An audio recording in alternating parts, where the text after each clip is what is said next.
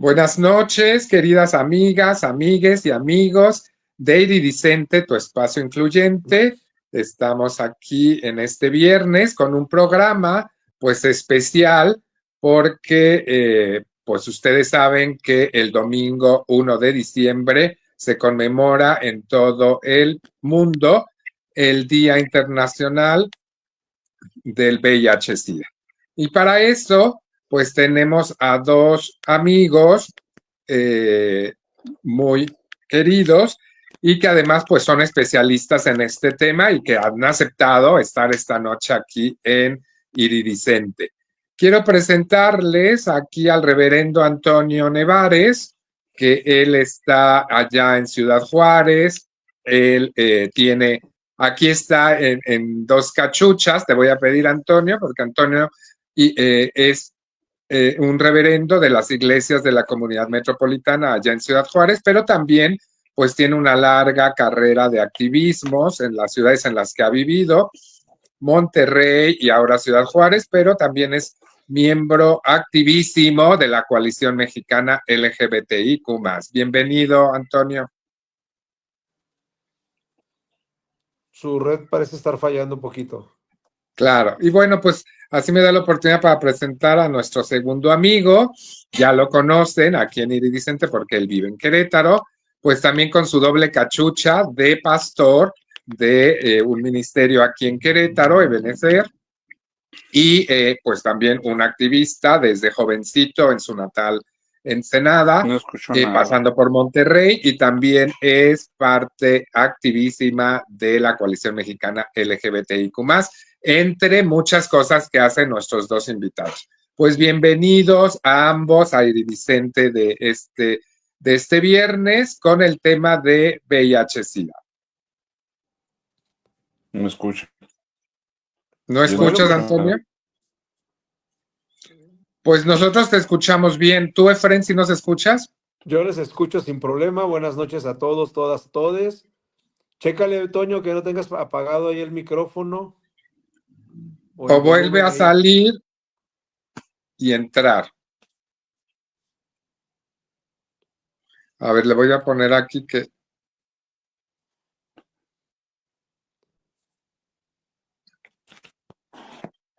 Ya saben, a nuestros Bueno, seguidores que fallas técnicas siempre las vamos a tener. Y en estas en los épocas del año con programas los en climas, vivo.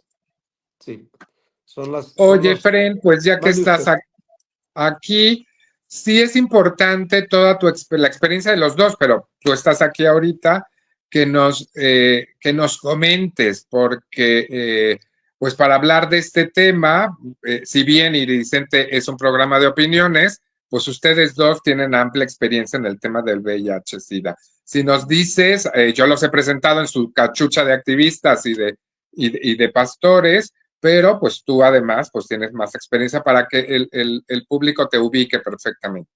Bueno, Por sí, favor. muchas gracias, Walter. Fíjate que, bueno, yo me inicio en el tema del VIH hace cerca de 17, 18 años.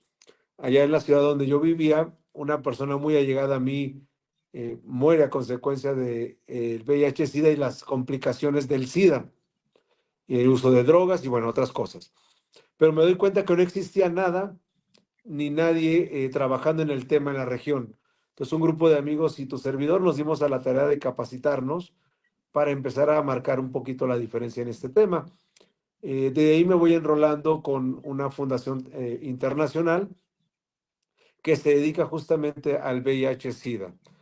AHF tiene presencia a nivel mundial. Muchas veces cuando escuchamos en las noticias que hubo un concierto de Elton John o de personalidades grandes en beneficio de personas con VIH, los fondos generalmente iban para esta organización internacional.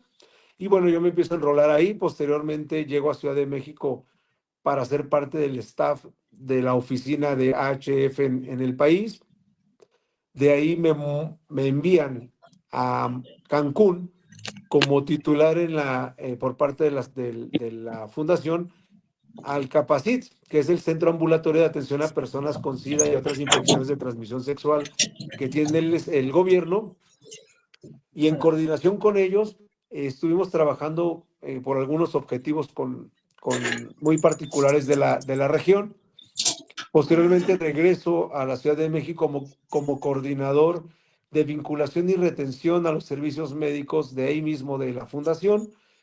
Y bueno, a la par de esto, todo el tiempo trabajando en aplicación de pruebas rápidas. Hace 13 años tengo el privilegio de haber formado en la Ciudad de México un grupo que hasta el día de hoy sigue funcionando, que se llama Milk Cero Más, que es un grupo de apoyo para personas que viven, conviven y viven el VIH en su día a día. A la fecha, pues más de 2.500 personas en este grupo de apoyo se han visto beneficiados por los servicios que se ofrecen, donde lo que hacemos principalmente es dar empoderamiento, conocimiento y guía para una mejor atención y una mejor toma de decisiones para quienes viven, vivimos y convivimos con el VIH en cuanto a servicios médicos se refiere en nuestra vida diaria.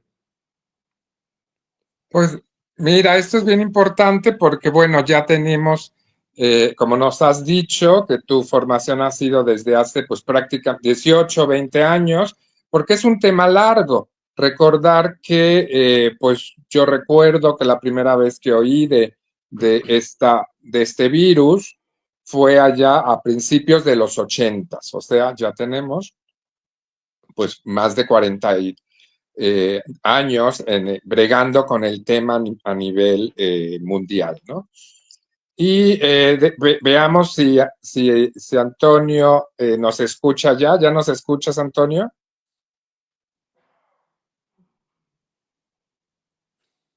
Tienes el micrófono apagado.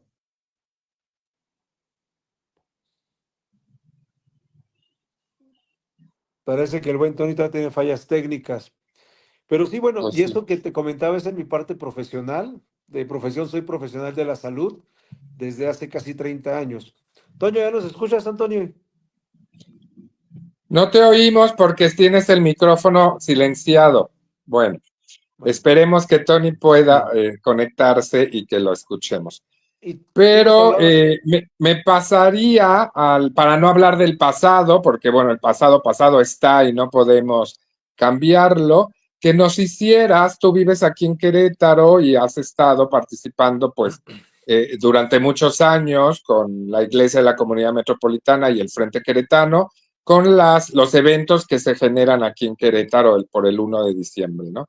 Pero mi pregunta sería, ahora, digamos, en diciembre del 2024, ¿cómo ves el estatus del VIH-Sida?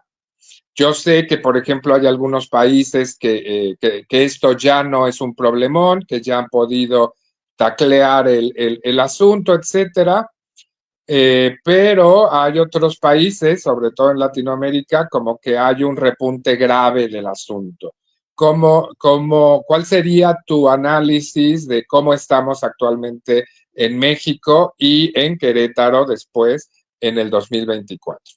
mira, definitivamente este es un tema que no podemos dejar de lado. Tenemos que estar siempre vigilantes, tenemos que estar a la, con la guardia muy bien puesta para evitar que nos den un knockout. Si bien hemos logrado muchos avances, ahora el acceso universal en el país, esto es que cualquier persona que viva con VIH tiene derecho por ley de vivir con tratamiento sin que le cueste porque el gobierno los está subsidiando.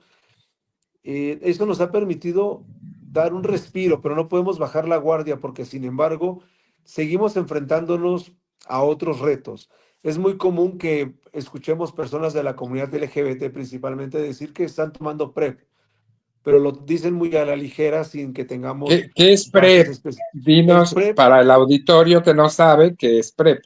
El PrEP es un tratamiento para, profiláctico para personas que generalmente tienen prácticas de alto riesgo y no se están cuidando con el preservativo, que es el mejor, el condón, que es la mejor barrera de protección que tenemos al momento. Esto es que empiezan a tomar un antibiótico, un medicamento, perdón, que nos va a disminuir la probabilidad de transmisión del virus en una práctica de alto riesgo sin protección. Pero bueno, esto es algo que funciona, pero que desafortunadamente la frase uso PrEP no necesariamente quiere decir que la persona verdaderamente está en un tratamiento profiláctico, en un tratamiento preventivo, sino muchas veces lo utilizan como una excusa para tener sexo sin protección. Desafortunadamente, son malas personas que dicen tener un tratamiento PrEP o estar llevando uno, que las que realmente tenemos registradas que están haciéndolo y que están teniendo una supervisión médica. Entonces, esto nos abre la puerta a que tengamos nuevos casos de infección, aunque hemos tenido muchos avances en el tema de tratamientos y de cura, pero son más los que bajan la guardia al creer y fiarse de quien dice estar usando PrEP sin que realmente tengamos la certeza que lo hacen. O sea, estoy entendiendo que después de la primera crisis, de allá de los 80s, 90s, las marchas, todo esto que se hizo para encontrar una molécula, un fármaco que contuviera la epidemia, finalmente los antirretrovirales llegan a México ahí alrededor de 1999, 2000, etcétera, y que ahora lo que nos estás diciendo es que con estos nuevos tratamientos profilácticos, mucha gente está bajando la guardia y existe el peligro de reinfección. Tenemos no Tony, ¿tú solamente, nos escuchas ya? tenemos no solamente Perdona, tenía el reinfecciones, micrófono apagado, ya les escucho. Perfecto. sí, no Oye, solamente, Tony, pues pregunta para ti. Estamos aquí con Efraín, ya le pregunté que cómo veía el tema actualmente en el 24.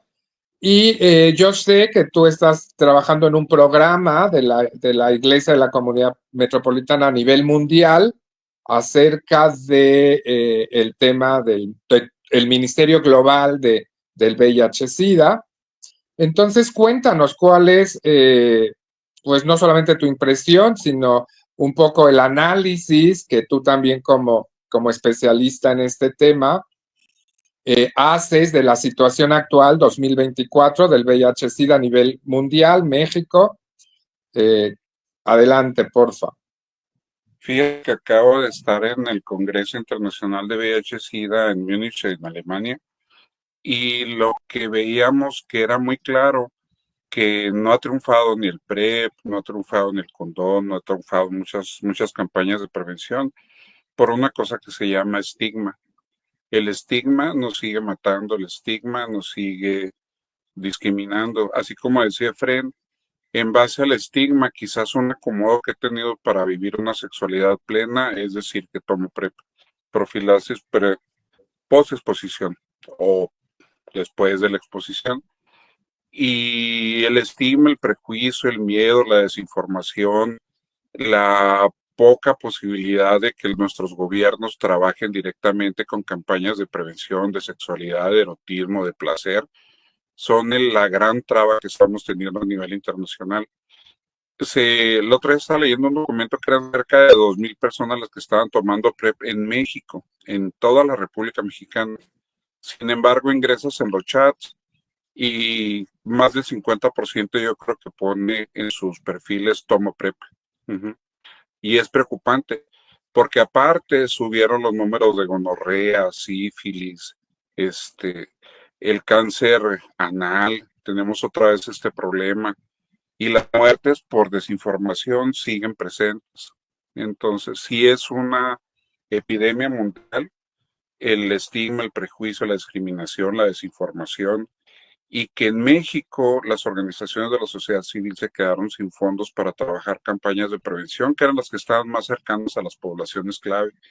Se empezó con centros comunitarios a nivel nacional y solo han subsistido los que tienen negocios adjuntos, cuartos oscuros, centros comunitarios que venden otro tipo de servicios, pero son mínimos los que han podido subsistir en México y el presupuesto para campañas para crear climas favorables dentro de los presupuestos, dentro de los senados, dentro de los congresos, pues está mal. Y vemos cómo está avanzando la parte tan conservadora, vemos lo que está pasando en Argentina, más del 60 o el 80% del presupuesto que cayó. Imagínense que Claro. esto llegue a México. Es muy Oigan, preocupante lo que está sucediendo. estás tocando un tema bien importante que, Efraín, ¿te acuerdas que lo tocamos el año pasado en el evento que tuvimos con la Secretaría de Salud?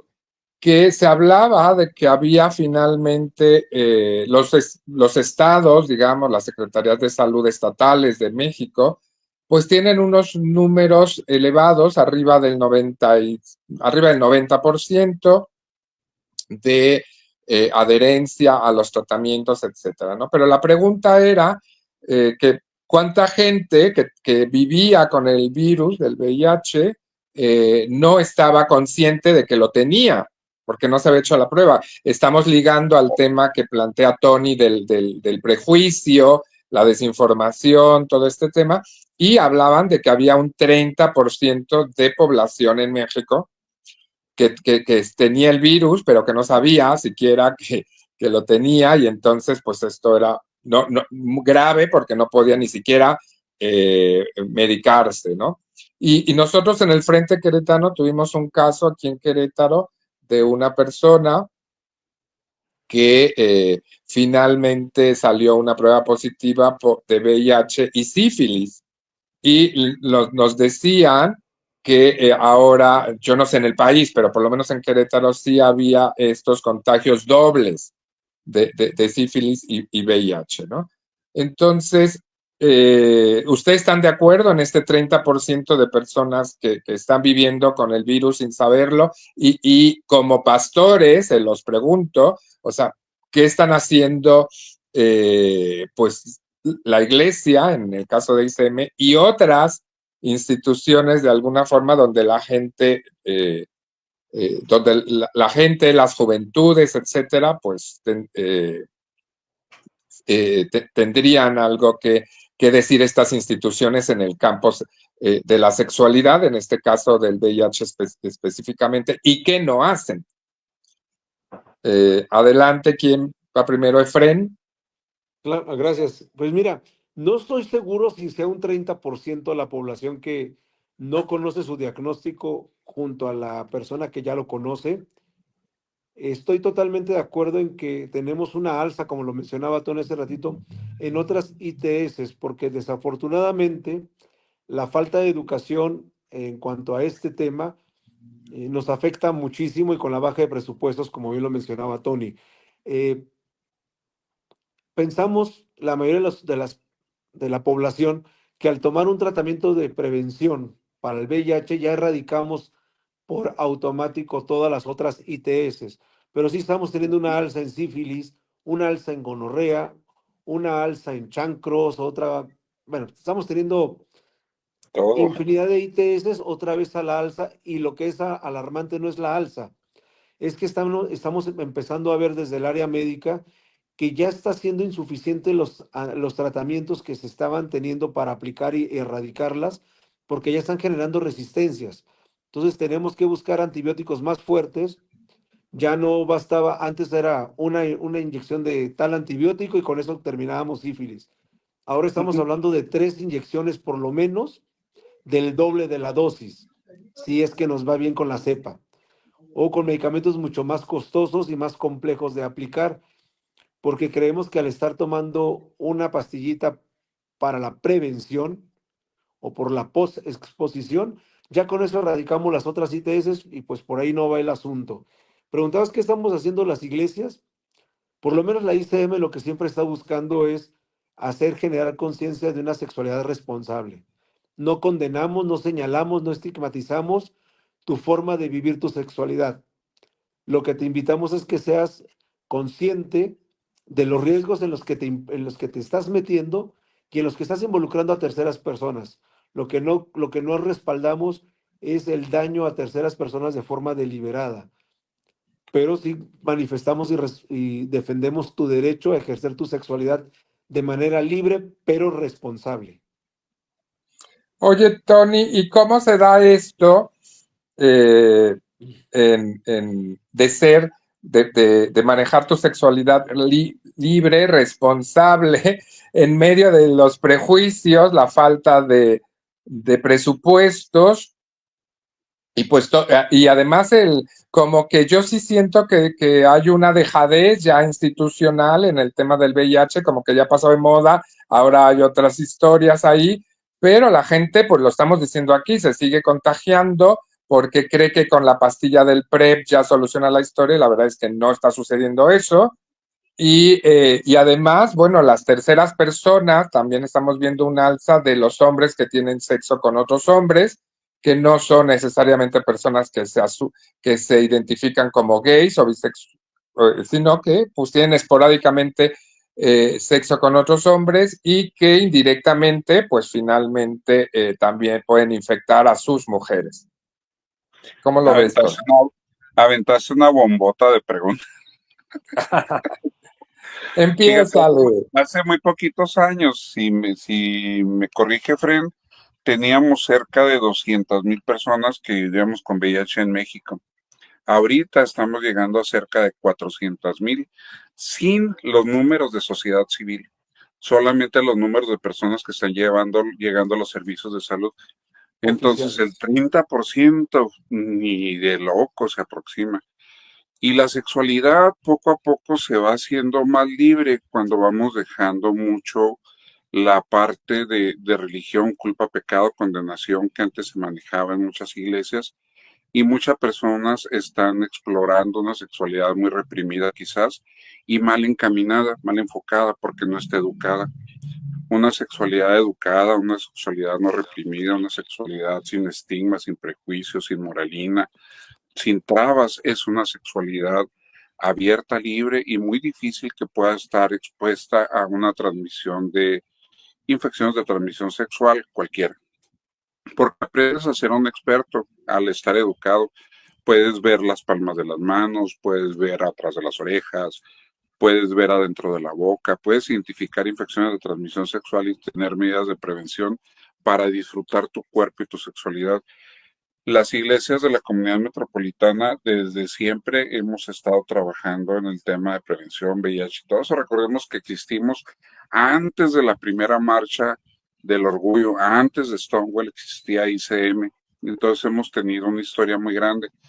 Hablando con nuestra moderadora, la obispa Cecilia Ellison, yo decía que era muy importante volver a retomar nuestra historia porque la estamos olvidando y es un orgullo lo que hemos trabajado. Entonces, como iglesia, estamos enfrentando que desde nuestros líderes, nuestra parte pastoral, puede encontrar el camino de liberación y de renovación para eliminar el prejuicio, el estigma, la discriminación y puedan hablar de una sexualidad de una forma sin prejuicios, sin calzones, de una forma libre.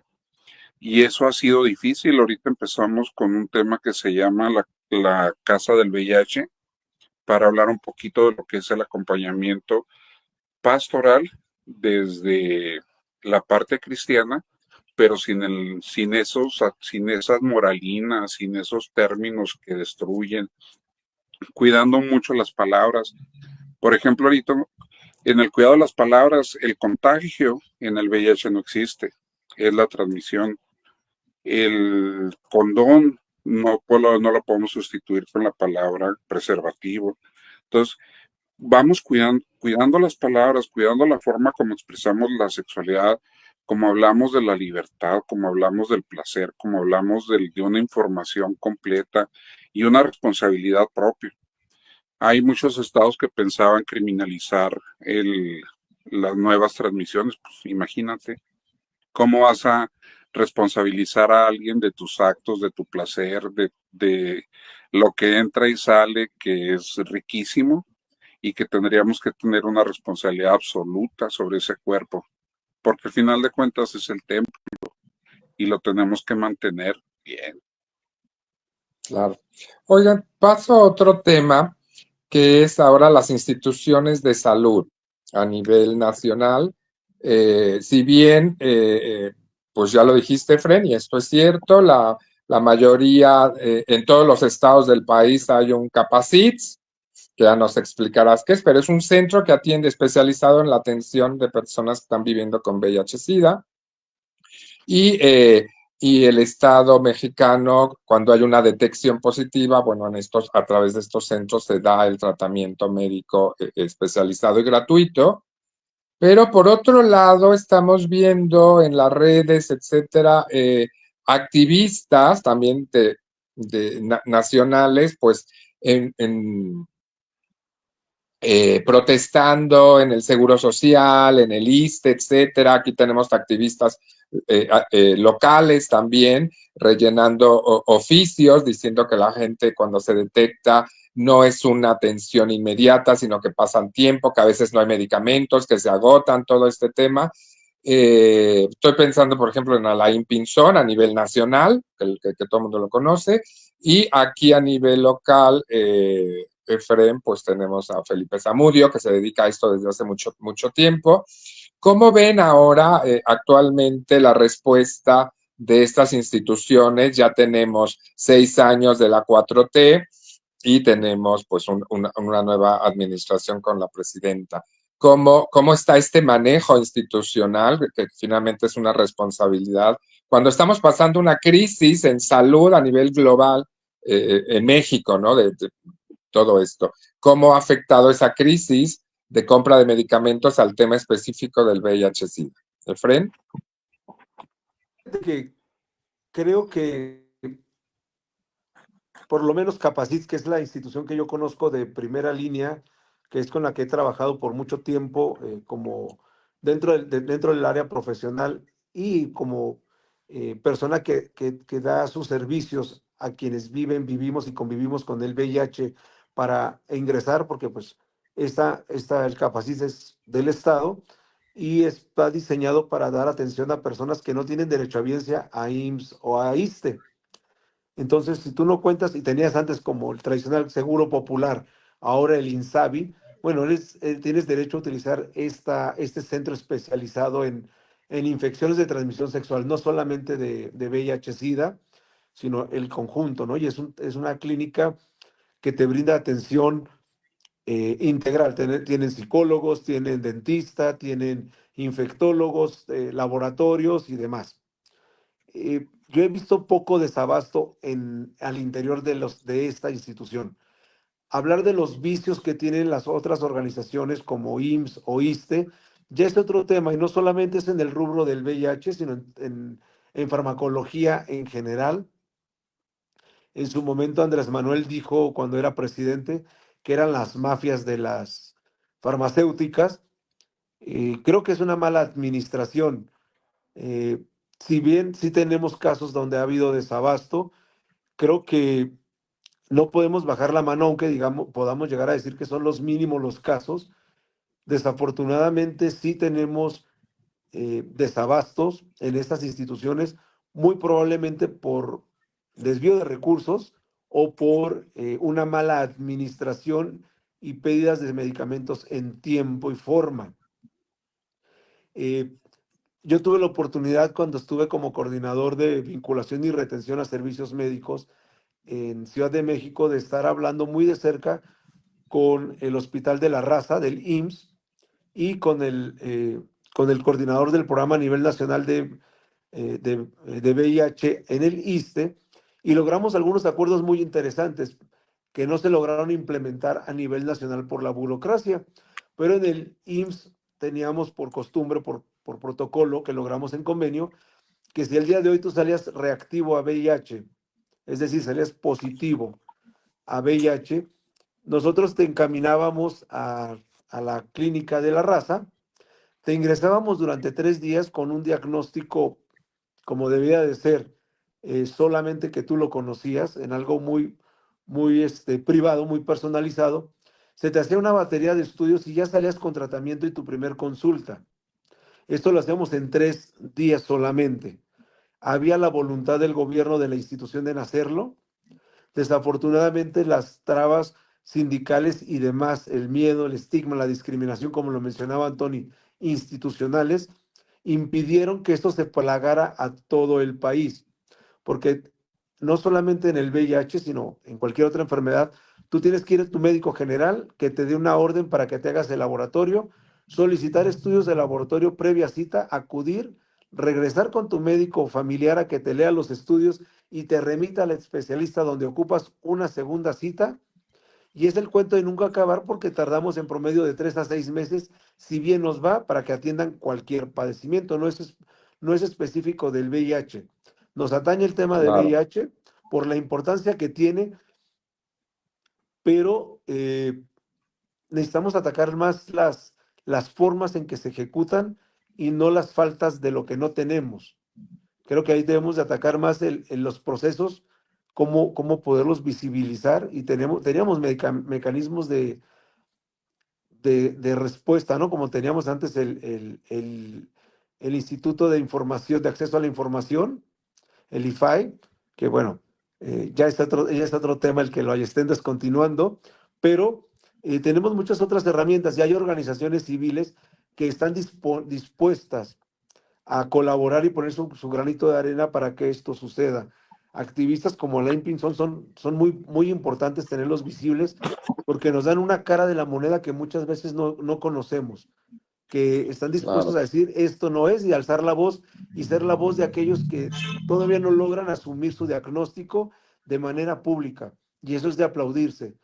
Ahora hay que ver qué metodologías, además de esa, podemos utilizar para obtener no solamente señalar, sino ser parte de la respuesta y no solamente señalando esta falta que no deja de ser importante el señalamiento. Claro. Oye, Tony, en el tema de Querétaro, ya lo dijo Efren, y además, bueno, pues son de los estados que no tienen menos desabasto de cosas. Los datos oficiales es el 95% de los medicamentos a nivel estatal se están surtiendo.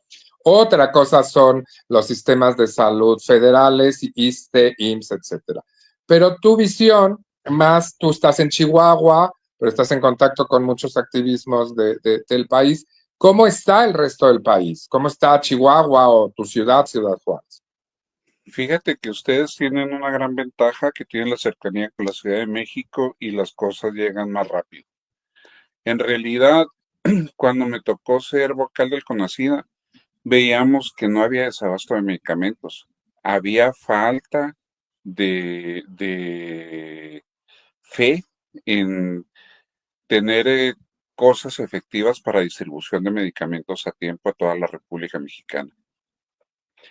Y muchos de esos medicamentos llegaban a ser caducos en los almacenes del IMSS, del ISSSTE, de Pemex, y el desabasto estaba en todo el país. Entonces yo de repente veo personas que tienen que bajar para que les firmen la receta en dirección. Suben, se las firman, bajan, se las surten, vuelven a subir o sea, se los traen como muñequitos. Y en el Capacit veo que nos hacen falta muchos Capacits en todo México, en toda la República.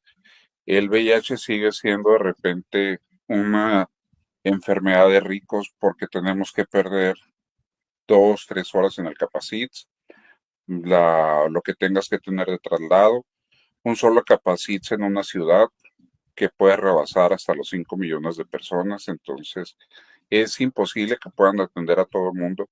Te vas a hacer los estudios y llegas a las 5 de la mañana para poder salir a las 8 o 9 de la mañana, 2 veces al año. Entonces, si es una enfermedad que necesitas tener mucha disponibilidad para que puedas faltar a trabajo o que tu trabajo esté enterado para que te puedan dar esas facilidades de, de tiempos, es muy difícil. Creo que es muy importante empezar a pisar de nuevo al sector salud, que aunque decían que estamos mejor que Dinamarca, cosa que dudo mucho, Claro. necesitamos empujar, necesitamos seguir empujando. Y había un dicho que decía, todo lo que no se documenta no existe. Y desafortunadamente no está documentado mucho de esto. Los tiempos de atención, cuántas horas pierde una persona viviendo con VIH para tener una atención digna y de calidad y poder mantenerse indetectable, intransmisible y por cuánto tiempo.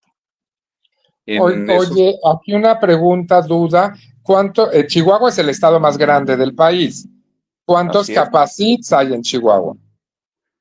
Ay, hay uno en Chihuahua, y una en Ciudad Juárez. Gracias. O sea, uno en la capital y otro en Imagínate la Ciudad Juárez, en la frontera. La gente, por ejemplo, que vive en Villa Ahumada, que está a 2 horas aquí de Ciudad Juárez, tiene que venir 2 veces al año a hacerse estudio y tiene que venir cada 2 meses a recibir tratamiento.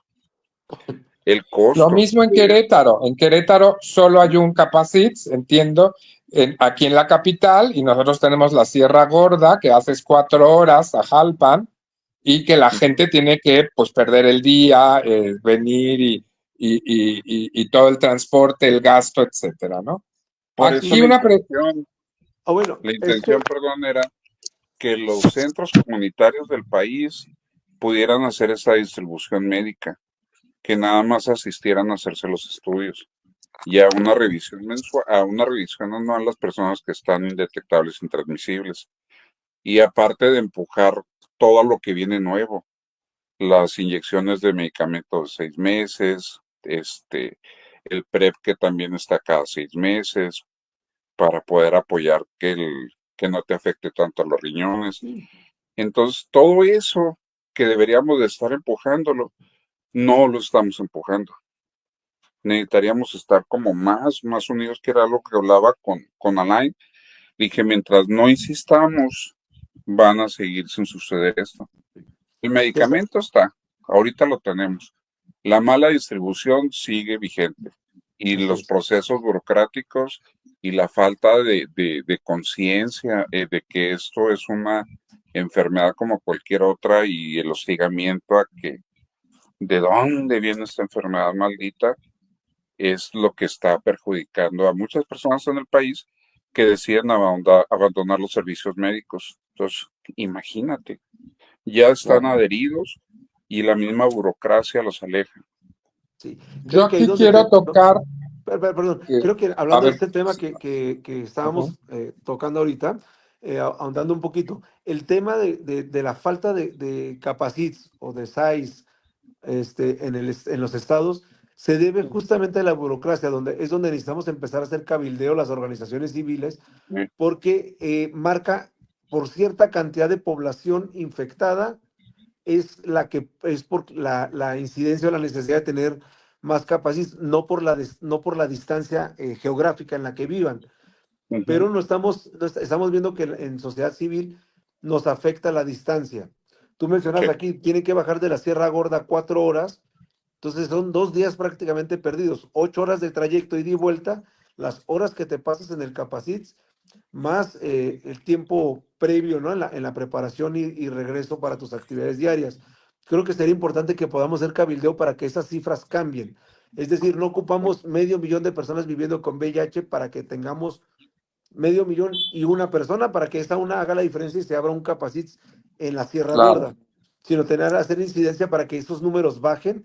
Lo mismo sucede con los tratamientos. Yo recuerdo que por ahí del 2010 lo máximo era la tripla, pero para que la tripla pudiera cambiar y se pudiera entregar en en todas las instituciones de salud del gobierno, tenía que haber una revisión de los manuales de fármacos permitidos por Censida.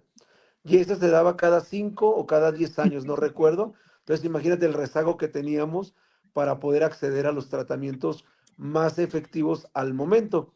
Ahorita tenemos Biktarvy, que es lo que está funcionando mucho mejor por los efectos adversos que son menores y que es muy afable con la mayoría de los pacientes, de acuerdo al diagnóstico personalizado que se debe de hacer, aunque parece que es muy genérico, pues tiene una serie de implicaciones para saber que puedes tomarlo. Pero ya Es la empezamos a tener pastilla, una pastilla al día, estás hablando una de ese pastilla al tratamiento. día como lo era tripla, pero con menos efectos secundarios de uno de los Claro. componentes. Pero tenemos la inyección, que ya está empezando en Estados Unidos a ser probada en Europa, pero como aquí no hemos tenido una revisión de los medicamentos a nivel federal y no ha habido una actualización, atan de manos a quien hace las compras. Pues es para cuando Claro. llegue A ya va a eso ser voy, obsoleta en Europa. permíteme, Fren. Sí, ahí ya quiero entrar al futuro, o sea, el futuro que lo estamos viviendo ahorita en el presente. ¿Qué sigue? Porque se están dando cosas de tecnología bien interesantes. Por ejemplo, les voy a poner tres.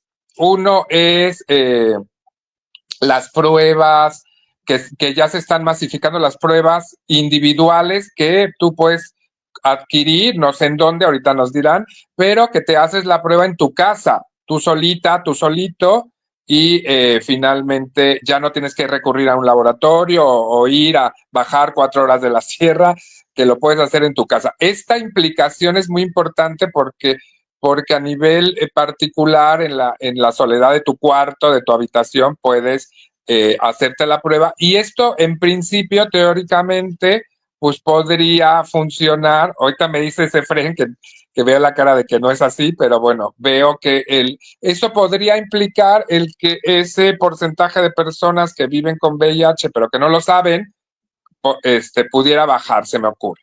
La otra cosa es lo que dijiste, Fren, el decir, oye, vienen nuevos medicamentos, inyecciones que se están probando en Europa y en Estados Unidos, que a lo mejor te inyectas una cada 6 meses y no tienes que estar, y aseguras la adherencia, eso está muy interesante. Y lo otro, que es algo que nosotros como Frente Queretano estamos planteando con la Secretaría de Salud aquí en Querétaro, es que haya para estas zonas remotas, y lo que estamos pidiendo es un proyecto piloto para población LGBTIQ+. Una cosa es el VIH y otra cosa son otras enfermedades que nuestra población tiene, de telemedicina. Aquí en Querétaro, por lo menos, ya hay en todos los hospitales, hay una parte como una cabina, me explican, donde se mete la gente y de alguna forma le están tomando la presión y todo esto, y el médico pues está en otro lugar, puede hacer esta telemedicina y surtir los medicamentos en la clínica o el centro comunitario, como decía Tony, más cercano a donde viven. Entonces, estas cosas de tecnología que se están dando ahora y que en principio tendrían que impactar en los próximos 10 años del tema del VIH en México, ¿cómo lo están viendo ustedes en la parte positiva y dónde verían o están vislumbrando que se pudieran generar cuellos de botella para hacer activismo y descuellarlo? ¿Efren? Mira, las pruebas rápidas caseras ya las encuentras prácticamente casi en cualquier farmacia. Estoy a favor de que puedas tener acceso a ellas. No estoy a favor de que te tomes tú mismo la prueba porque no tienes la condición emocional para poder asumir un resultado reactivo. Si cuando estás con profesionales, con consejeros capacitados para aplicarte una prueba, las primeras preguntas que te vienen a la mente es, ¿me voy a morir? ¿Cuánto tiempo me queda de vida? ¿Ya no voy a tener vida sexual? Mi familia tiene que saberlo, soy un apestado. Y bueno, te invaden todos los estigmas habidos y por haber y te pones todas las etiquetas de una. Esa es la parte que a mí me hace ruido Claro. con las El pruebas pro en es que se domicilio. tenga la tecnología, el contra es que no haya No hay cómo contenerte. Claro. Además, burocráticamente tú llegas y dices, me hice una prueba y salí positivo, lo primero que hacen es hacerte pasar por todo un proceso para revivir ese momento amargo de haberte dado cuenta que Una saliste reactivo. revictimización. Exactamente, entonces no lo necesitamos en ese sentido. En el tema Claro. de los avances médicos, tenemos vacunas que ya se están aplicando cada 6 meses, los tratamientos. Hay otros avances que nos acaban de platicar hace poquito en el Congreso Internacional de Hevis, que es un grupo de estudio de VIH a nivel internacional, empezado aquí en el sur del país, donde laboratorios de talla mundial nos comentaron hace poquito los avances que teníamos, pero volviendo a lo mismo, la burocracia nos impide que empecemos a ser parte de esa evolución en medicamentos y tener un mayor control en nuestra adherencia al tratamiento. Entonces, llega a ser un poco complejo este punto, ¿no? Y el tercero, se me escapa, ¿cuál es el que mencionabas? El tema de la telemedicina para que la gente no se tenga que desplazar a la clínica como Mira, Capacits. pudiera ser, cuando tienes adherencia por lo menos Capacits, te da tratamiento cada 3 meses, 2 veces por año, como nos lo marca la norma oficial mexicana, se te hacen estudios batería, que son conteos de carga viral, tu CD4, y tu química sanguínea, tu biometría hemática, tus estudios generales.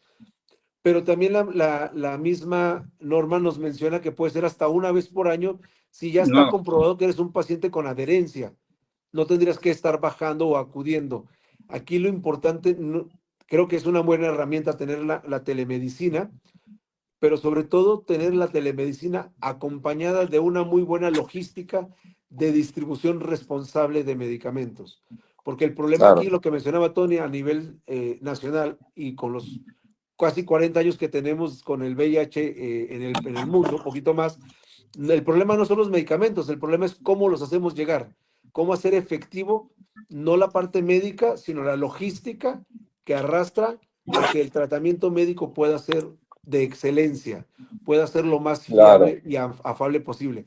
Porque me desanima a mí como usuario llegar 4, 5, 6 veces a buscar un medicamento por el que tuve que pedir permiso esta misma cantidad de ser mi trabajo y perder ingresos para que me digan que no hay, que Claro. regrese la otra semana. Entonces son los pros y los contras. No es la medicina como tal la que falla, sino todo el equipo multidisciplinario que no está cumpliendo su función adecuadamente. Gracias. Oye, Tony, tú ves esta misma situación que está planteando Efren, que sí, obviamente está el tema logístico, esto ya lo platicamos, pero ¿qué otros? Pusimos estas tres tecnologías de nuevos medicamentos, la telemedicina y las pruebas. Hay más cosas. Tú estuviste en Alemania hace unos poquitos meses. ¿Qué cosas nuevas están ofreciéndose en el mercado y cómo vería el pro y contra de su aplicación en México? mira, ya más concluyendo lo de telemedicina. En Monterrey me tocó mucho que denunciar casos de abuso de gente que llegaba a consulta de telemedicina y tenían que gritarle a la televisión. Y todas las personas que estaban recibiendo consultas sabían la vida y obra de la persona que estaba recibiendo la consulta. Entonces, se optó que no era bueno para personas viviendo con VIH ir a consultas de telemedicina y menos hacer revisiones a control remoto. Y lo que sí vi y que me gustó mucho es que se trata de involucrar a la comunidad en lugar de más capacites, en lugar de más de aplicación de telemedicinas, hacer un trabajo comunitario, que las comunidades puedan distribuir los medicamentos, tener los expedientes, por supuesto con supervisión médica de los capacites, tener personal ya especializado para poder acercar tanto la prueba rápida como la entrega de medicamento rápido y efectivo, para poder reducir todos los casos de SIDA que siguen lamentablemente con los mismos números de muertes que al inicio de la pandemia. Entonces, lo único que vi muy vigente en todos los cursos era el reducir el estigma, no nada más a nivel personal, sino en los sistemas de salud, en nuestros gobiernos, educar, educar, educar, educar, educar, con fuerza porque hay una resistencia a comprometerse en este terreno y lo vemos en México y lo vemos en todo el mundo. Por ejemplo, en Múnich vi una gran denuncia a los laboratorios que estaban produciendo la vacuna, porque creo que el costo operativo era algo así como de 100 pesos y están vendiendo en algo así como 60,000 pesos. Entonces, Claro. era una denuncia que estaban haciendo todo el mundo para que esa vacuna ya estuviera disponible, tanto la de PrEP como la de medicamento por 6 meses entonces. Y sé que, por ejemplo, en Latinoamérica están escogiendo poblaciones piloto. Va a suceder mucho en el centro del país, otra vez, y en diferentes ciudades a personas que estén indetectables, intransmisibles y que tengan ya en su expediente un avance de estable de adherencia a medicamento para que puedan entrar esos nuevos estudios nacionales, que espero que ya sean rápido. Espero que ya ese medicamento ya se esté acercando rápido. Y ahora nos corresponde a todas, todos, todes, el incidir, el incitar, que el tema siga vigente, que no desaparezca de los espacios públicos, que el VIH deje de verse tan satanizado y de una forma más humana y realmente alcanzar eso que Dinamarca supuestamente no tiene y que nosotros tenemos sería excelente. Poder erradicar el miedo, el prejuicio, la doble moral y como iglesia empezar a trabajar mucho en los cuerpos, todos los cuerpos, en la sensibilidad, en el placer, o sea, desarrollar nuevas habilidades como cristianos para poder conocer y amar nuestros cuerpos. Claro. Bueno, y ya en la recta final del programa, no podemos cerrar este programa sin hablar del VIH, SIDA y las mujeres, tanto mujeres cis como mujeres trans.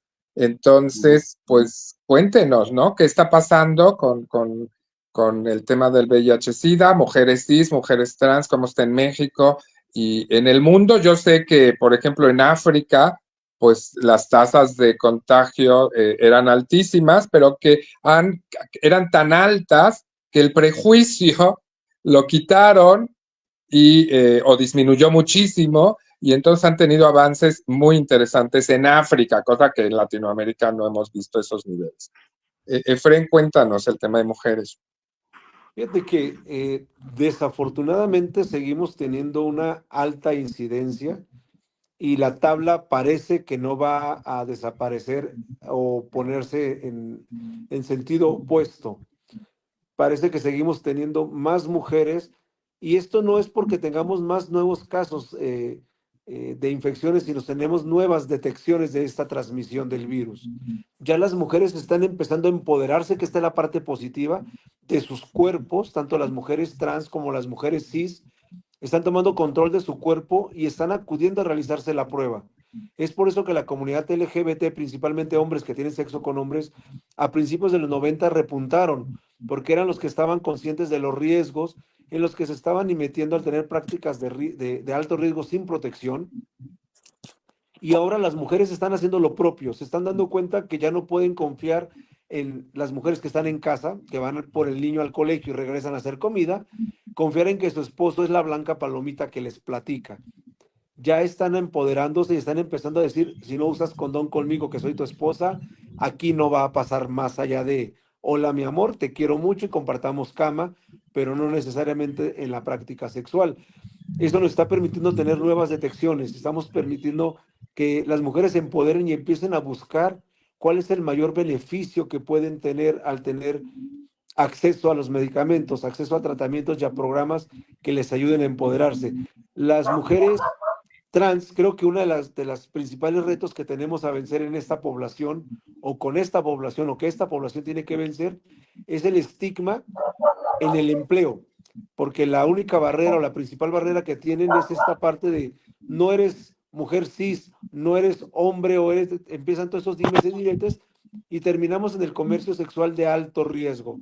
¿Por qué? Porque no se siente lo mismo, dice el machito, y entonces en vez de pagar 500 pagan 800 por una práctica de alto riesgo.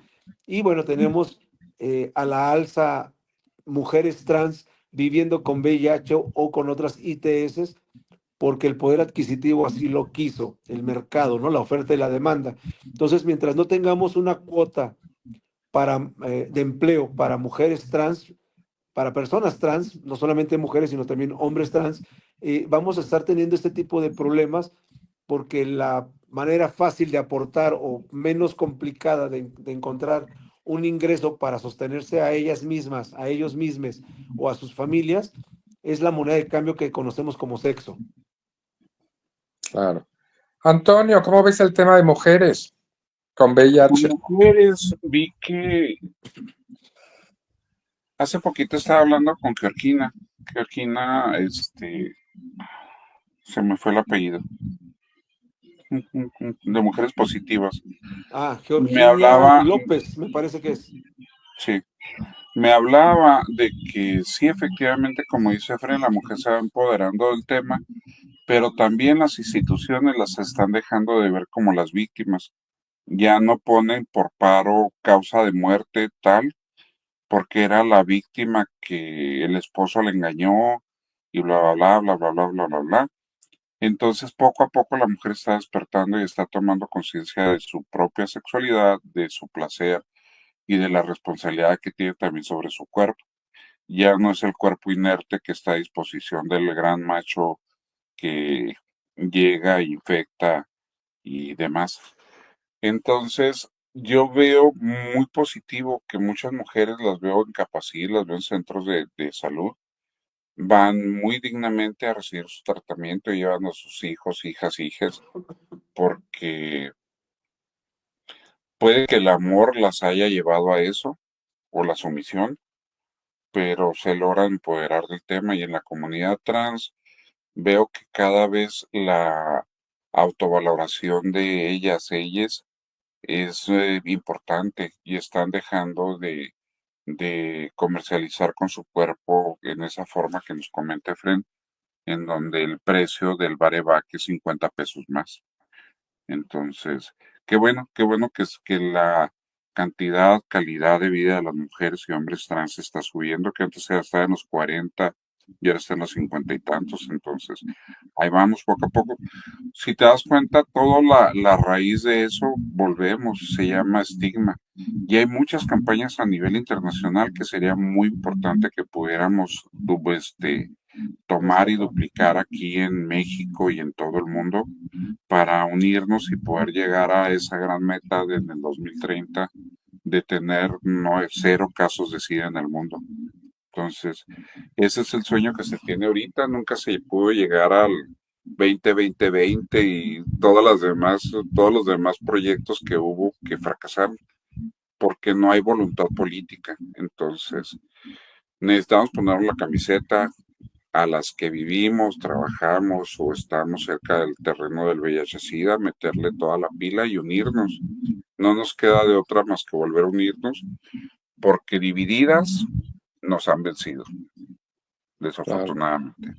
Oigan, y ya para terminar, ¿cuál sería su mensaje? Porque aquí ha planeado en toda la charla, pues el tema este de la falta de logística, el tema de los prejuicios, etcétera. Finalmente hablar de los prejuicios institucionales o la homotransfobia institucional en este tema con el VIH, que tiene un peso, lo han estado diciendo en todas en toda sus comentarios. Hay un peso muy importante de las instituciones, sobre todo las instituciones de gobierno. ¿Qué le dirían, o sea, o qué plantearían en esta mesa como para que los activismos, que ustedes son activistas, yo también, lo tengamos claro y a lo mejor un camino en esto que decía Efren de llegar a sentarnos en la mesa y hacer lobbying? Bueno, ¿qué se va a poner a las instituciones para que se descuellen estos procesos que ya se comentaron? Ya como despedida final, Efren primero y luego tú, Tony. Pues mira, creo que necesitamos seguir haciendo el cabildeo que se ha estado trabajando, pero sin bajar la guardia ni ceder un paso hacia atrás.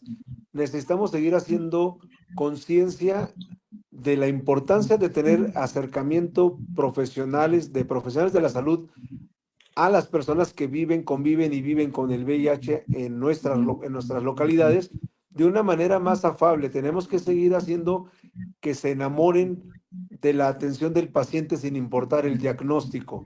Seguimos teniendo ese estigma y esa discriminación de hágase tantito para allá, hágase poquito para aquel lado, porque usted es de otra especie, ¿no? Por así decirlo. Usted puede llegar a ser radioactivo. Necesitamos empezar a trabajar con esta parte y rompiendo los estigmas y los paradigmas en cuanto a la educación al interior de las instituciones, porque los médicos todavía siguen teniendo miedo al VIH, aun cuando ya conocen las medidas de protección y las barreras universales de protección para profesionales de la salud. Seguimos teniendo ese miedo a lo desconocido y eso nos impide avanzar desde la parte médica. Si yo como paciente me siento cómodo con mi profesional de la salud, voy a querer estar ahí al pendiente y acudir a mis consultas. Eso nos ayudaría a tener una mejor adherencia, nos ayudaría a tener una mejor visión de mi salud y no solamente acudir cuando ya no tenga otro recurso. Entonces tenemos que buscar esa empatía entre profesionales de la salud y nosotros como usuarios de esos centros de salud. Gracias, Efren. Tony. Yo estoy de acuerdo con todo lo que dijo Fred.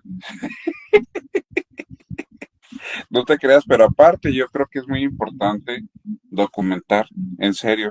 No nos van a tomar en serio hasta que empecemos a documentar. Documentar de dónde vienen las personas, cuáles son los tiempos de atención, este, todo lo que podamos documentar para poder unirlo a nivel nacional. Porque es la única forma como vamos a poder romper con este supuesto desconocimiento y tratar de apoyarnos entre todas, todos, todes y de aplicar lo que esté siendo exitoso en Querétaro, en Chihuahua, lo que esté siendo exitoso en Chihuahua, en la Ciudad de México. Es muy importante y tener esas alianzas que afortunadamente seguimos teniendo a nivel nacional e internacional. Esto se va a detener cuando tengamos conciencia, cuando estemos, había unas camisetas, me acuerdo hace unos años, que decían yo soy positivo. Si no nos ponemos la camiseta, no vamos a conocer las circunstancias que se están viviendo en el VIH en México.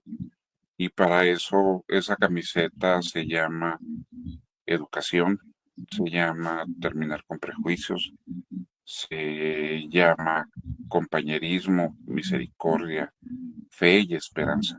Yo tengo mucha esperanza en que podamos poco a poco terminar con esta estupidez que hemos tenido a nivel internacional y que vemos afortunadamente que poco a poco va desapareciendo. Poco a poco, a pesar de tanto prejuicio, la atención médica es de mayor calidad. Poco a poco la discriminación se va reduciendo. Poco a poco los medicamentos van llegando a México. Tenemos medicamentos ahorita en México como en Estados Unidos. Entonces, tengo la esperanza de que si seguimos trabajando como hemos trabajado, pronto tengamos aquí esos medicamentos que ya están en el mercado, que ya están siendo aprobados y que ¿cómo se llama, Fred? La COFEPRIS. La COFEPRIS ya tenga la autorización para que se puedan hacer esos estudios en México. Que también eso necesitamos impulsar mucho a la COFEPRIS para que pueda destrabar todo esto. Destrabando y teniendo un grupo pequeño para que puedan hacer esas pruebas piloto en México, creo que podemos arrancar por muchos lados, porque les va a reducir el costo muy grande. Cada 6 meses ir a ponerte una vacuna sin necesidad de estar esos 6 meses con el médico. O sea, toda la atención va a reducirse en costos de una forma importante. Y quizás buscar a quien está haciendo esa lucha para que se reduzcan los costos de las vacunas en el mundo, para adherirnos a esas campañas e impulsar que se pueda ver una reducción de costos. Eso sería muy importante. Y eso es solamente con voluntad política, ¿no? En el caso de Brasil fue muy latente, ¿no? Que quitó las patentes, se acercó con los laboratorios principales y dijo, si no bajas el costo, te quito la patente. Y se fueron a juicio internacional y ganó el gobierno brasileño porque dijo, nadie está por encima de la salud de los brasileños dentro del territorio brasileño. Entonces, pudiéramos hacerlo. Pues, yo les agradezco muchísimo que se hayan tomado esta noche, esta horita para platicar con nuestros cibernautas de este tema tan importante y me quedo con el tema que estás diciendo, Antonio, yo estoy entendiendo así, que ya iniciarán las pruebas para la vacuna. Entonces, eso es muy importante porque si bien tenemos ya medicamentos de alta tecnología, etcétera, que se pueden tomar una cápsula al día o esta inyección en 6 meses, el poder contar con una vacuna, finalmente desde el principio el sector médico lo vio así, es decir, tenemos que generar una vacuna para solucionar de raíz el tema. Entonces, me quedo con esa misericordia y esperanza y fe que decías, reverendo Antonio Nevares, y que esta vacuna llegue lo más pronto a hacerse pruebas a México para pasar la página prontito. Buenas noches, Buenas gracias. noches. Bonita Bye, noche. un Hasta gusto. pronto. Besos, Saludos. besos a todo el mundo. Saludos, Bye. saludos. Chao. Adiós. Chao. Saludos, chao, chao.